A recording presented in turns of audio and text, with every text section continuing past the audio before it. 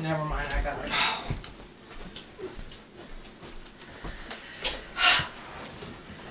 I about fell off my stool. Okay, I'm going to talk to you today about organ donation. The need for organ donors is growing, and it is very simple to become an organ donor.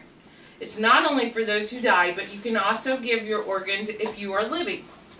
Today I'd like to talk to you about the need for organ donors and how you can become one. It's ironic that I chose to write about this subject in the month of April because April is Donate for Life month.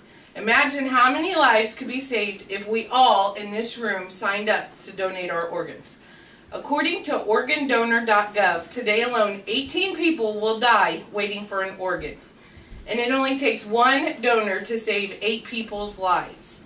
To make matters worse, one person is added to the donor request list every 10 minutes. Statistics can sometimes be overwhelming and difficult to understand. One thing to remember is that the number of statistics I'm talking about, every one of them is a person.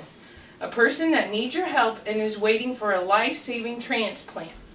They may be leaving a lasting legacy by you giving them an organ or donating your tissue. Either way, each number that I've mentioned, it represents a mom, a dad, a brother, a sister, or a child, or someone who is important. And I'll begin by telling you about the need for organ donors. Why you should donate your organs. One person can save up to 8 people's lives. And you can enhance somebody's lives just by donating tissues before you're even dead. You can donate while you're still living. Last year alone, organ donors made more than 28,000 transplants possible. 1 million people received just a cornea, a piece of tissue, or a bone transplant just last year. Due to an organ donation shortage, thousands die each year just because there's not enough people to help donate. But you, and you, and you, and you, and you have the power to change that. So how do you become an organ donor? Each state has a registered site on the internet called organdonor.gov. You can go on there and sign up to become an organ donor. You can also designate your decision by signing the back of your driver's license. But please, make sure that your family is aware that you want to become an organ donor. Include your donation in your advance directive or your will. So what kind of organs can be donated? You can donate the kidney, the heart, a portion of your heart, one lung or both lungs, your pancreas. But if you donate those, they have to be used immediately. They cannot be stored. That's why it's so important to sign up so all your information is listed online. Your kidneys, you can give your kidneys when you're deceased, but you can also pass your kidneys along if you're alive. You can live with just one kidney. As far as your heart goes, if you decide to donate organs and decide to donate your heart, they could use the valves or the whole heart itself. The lungs, they could use one or both lungs. Your liver, you can also donate it, and you can also give a portion of your liver while you're still living. You don't have to wait till you're deceased. You can donate your pancreas, your intestines, your eyes, and tissue donations. The thing about tissues is that they can be stored in a tissue bank. They don't have to be used immediately. And this is skin. You can donate your skin, and this is for people who are burned. You can give your middle ear for people who cannot hear. You can give your veins, your cartilage, your tendons, and ligaments. Stem cell donors, you can donate your stem cells, but you have to be between the ages of 18 and 60. The donors have to be close matched on tissue types, or you have to carry the same white blood cells. Those are called leukocyte antigens. Since some tissue types are inherited, patients are more likely to find a donor between their parents or within the same racial or ethnic group. You can also donate blood. Blood are formed by the body throughout life cycles, and they're continually replaced.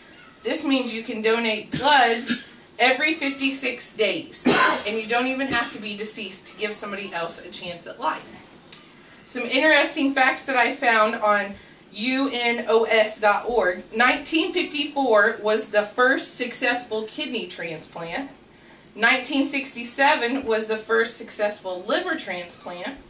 1968 was the first successful heart transplant.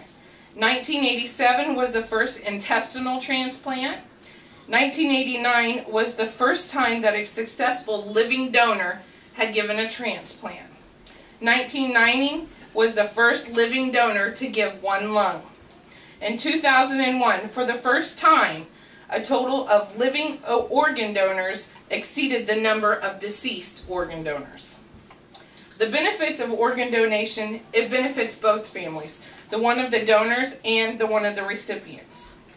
So what happens if you want to donate, but you fail to notify anybody or sign the back of your license?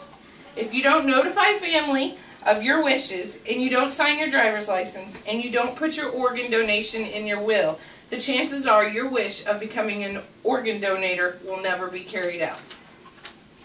At the conclusion of this essay, I would like to tell you that organ donation is a definition by Donate Life that says organ donation is a process of giving an organ or a part of an organ for the purpose of transplantation into another living person. Each person has 2 kidneys, 2 lungs, and 1 heart. Imagine if you had to wait for something you really needed to continue living and it came down to life or death. Would you want to help? Imagine that your son or daughter's organs were failing and you were told that they only had a few months to survive. You would do anything to keep them alive, and wouldn't you expect the same from somebody else? Help cure others and give them the chance to continue living and become an organ donor. My facts I got from organdonor.gov, unos.org, and donatelife.net. Does anybody have any questions? My audience has no questions. I personally have been affected by organ donation when my sister's baby passed away and she donated his organs. And that's why I became an organ donor. Are you an organ donor? How many of you are organ donors? 3 out of 6 of us are organ donors. I would recommend that all of you become organ donors. So please watch my video that I have made to you. It is a tribute to people in Kansas who have donated their organs. Oh wait, I forgot to push play. Here's your sign.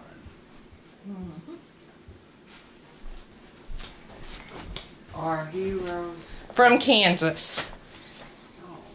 Give me my sight to the man who has never seen a sunrise, a baby's face, or the love in a woman's eyes. Lindsay Bednar is from Northeast Kansas.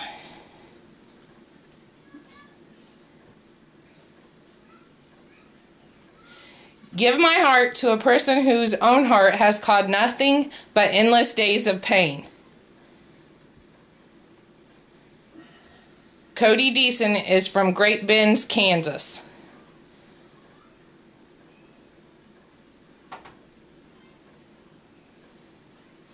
Give my blood to the teenager that was pulled from the wreckage of his car so he might live to see his grandchildren play. Dion Aiken is from South Kansas.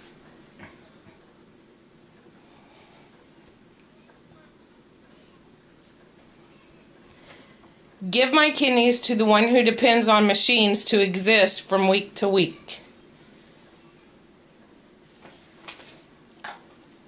Brittany Alsop is from Northeast Kansas.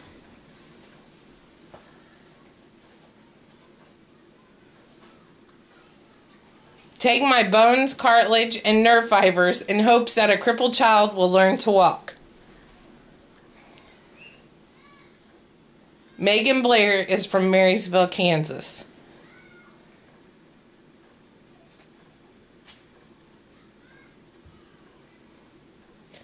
If by chance you wish to remember me, do it with a kind gesture and become an organ donor.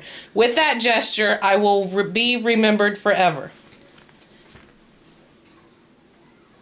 And that was the end, and I have 5 people in my audience, and they're all my neighbors that I sweet talk to come over. This is Ronald Dorsum. That's Randy Fred. That's Sue Dorsum. That's Sharon Phillips. And that's Daryl Bilderbeck, a friend of mine, Pam's husband, who wanted a free dinner, so he came over too. Okay, bye.